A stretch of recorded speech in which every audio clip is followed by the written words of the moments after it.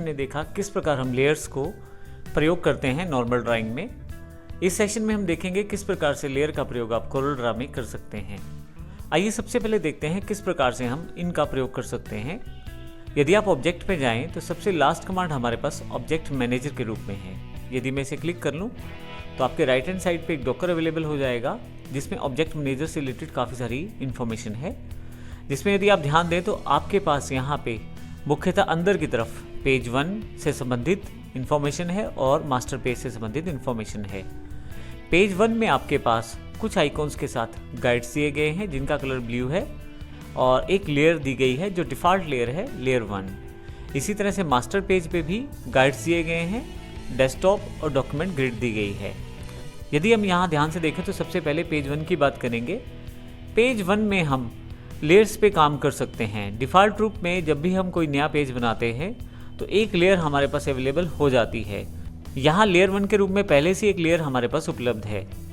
जब भी मैं कुछ ड्रॉ करता हूँ कोरल ड्रॉ में, जैसे मैंने एक रेक्टेंगुलर को ड्रॉ किया है, उसमें कुछ प्रॉपर्टीज़ को फिल किया है और इसी तरह से मैंने सर्कल को ड्रॉ किया है, तो आप देखेंगे इसकी ड्राइंग जो है वो लेयर 1 पे की जा रही है। यदि मैं एक नई लेयर बनाना चाहता हूं तो यहाँ इस आइकॉन पे मुझे क्लिक करना है और यहाँ पे यदि देखें तो काफ़ी सारे ऑप्शन जुड़े हुए हैं। मैं न्यू लेयर कर देता हूँ। अब देखेंगे एक लेयर ऊपर की तरफ अवेलेबल हो गई है। ये लेयर 1 है जिसपे हमने अभी थोड़ी देर पहले ड्राइंग की है। अब हम लेयर 2 को सिलेक्ट करते हैं और यहाँ पे कुछ ड्राइंग करते हैं। अब देखेंगे कि यहाँ पे हालांकि पेज पे ऐसा लगता है कि एक ही पेज है, उस पर काम हो रहा है ये, लेकिन यदि हम लेयर्स व्यू में देखें तो लेयर 2 पे मैंने ये इस इमेज को क्रिएट किया है। इसी तरह से मैं एक सर्कल और ड्रॉ कर लेता हूँ और इसमें भी मैं एक अलग सा कलर फिल कर देता हूँ कुछ इस तरह से। अब मेरे पास यहाँ पे 2 लेयर्स हैं, लेयर 1 जो ये है और लेयर 2 हमारे पास यहाँ है। इस आइकॉन से मैं कोलैप्स और हाइड कर सकता हूँ अपने आइकॉन्स को, अपने लेयर्स पैनल के ऑप्शंस को। आप लेयर से जुड़े हुए बेसिक टूल्स या बेसिक कमांड्स को राइट क्लिक करके प्राप्त कर सकते हैं। जैसे आप इसको रीनेम कर सकते हैं, कट कॉपी पेस्ट इत्यादि कर सकते हैं। मैं इसे रीनेम कर देता हूं सेकंड के नाम से और इस वाली लेयर को रीनेम कर देता हूं फर्स्ट के नाम से। अब आपके पास फर्स्ट और सेकंड के नाम से 2 लेयर्स उपलब्ध हैं। यहाँ दिए गए आइकॉन्स का अपना इंपॉर्टेंस रहता है और उनके अपना अपना वर्किंग रहती है। जैसे सबसे पहले मेरे पास यहाँ पे शो हाइड है। अगर मैं इसे क्लिक कर दूँ तो आप देखेंगे इस लेयर में जितने भी शेप्स ड्रॉन थी वो सभी हाइड हो गई हैं। अगर मैं बीच वाले ऑप्शन को क्लिक कर दूँ तो आप डिसेबल करेंगे प्रिंटिंग को और एक्सपोर्टिंग को इन इमेजेस जो इस लेयर पे इमेजेस बनी हुई हैं उनके लिए। अर्थात जब आप इस फाइल को एक्सपोर्ट करेंगे या प्रिंटिंग करेंगे तो ये इस लेयर पे बनी हुई शेप्स आपके पास नहीं आएंगी। इस तरह से आप फिर से अनचेक कर सकते हैं और एनेबल कर सकते हैं प्रिंटिंग और एक्सपोर्टिंग को। इसके साथ लॉक कर सकते हैं लेयर को। ऐसे केस में इस लेयर पे बनी हुई, सेकंड लेयर पे बनी हुई आइटम्स को मैं चेंज नहीं कर पाऊंगा। हालांकि बाकी ऑब्जेक्ट के साथ मैं कार्य कर सकता हूं, लेकिन इस लेयर पे बने हुए ऑब्जेक्ट जो ये ब्लू और येलो कलर का मेरे पास सर्कल है, इनको मैं चेंज नहीं कर पाऊँगा। तो इस तरह से मैं फिर से अनलॉक कर सकता हूँ कुछ भी चेंजेस करने के लिए। तो इस प्रकार हमने देखा कि हम आसानी से इन चीज़ों का प्रयोग कर सकते हैं। इसके अतिरिक्त आप गाइड्स का प्रयोग कर सकते हैं। यदि आप ध्यान दें तो मैं यहाँ पे लेयर को सिलेक्ट कर लेता हूँ जिसमें गाइड को सिलेक्ट कर लेता हूँ। एक तरह से प्री डिफाइंड लेयर है जो आपके पास पेज 1 के साथ जुड़ी हुई है। यदि मैं इनको मिनिमाइज़ करूँ तो आप देख पाएंगे यहाँ गाइड लेयर अलग है, सेकेंड लेयर अलग है, फर्स्ट लेयर अलग है। मैं गाइड्स को सिलेक्ट कर लेता हूँ और यहाँ से एक एग्जाम्पल के लिए गाइड सिलेक्ट कर लेता हूँ। आप देखेंगे यहाँ पे एक गाइडलाइन जुड़ गई है।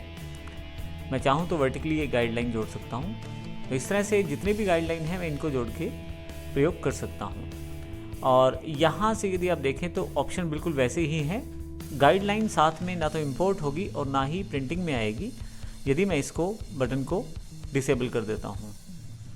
इस तरह से आप लॉक भी कर सकते हैं गाइड्स को और आप शो और हाइड भी कर सकते हैं आसानी के साथ। तो इस तरह से गाइड्स के साथ काम करना भी आसान हो जाता है। यदि आप यहाँ ध्यान दें तो पेज 1 में हमारे पास अब 3 लेयर्स हैं, गाइड्स, सेकंड और फर्स्ट। तो ये तीनों लेयर्स पेज 1 पे हैं।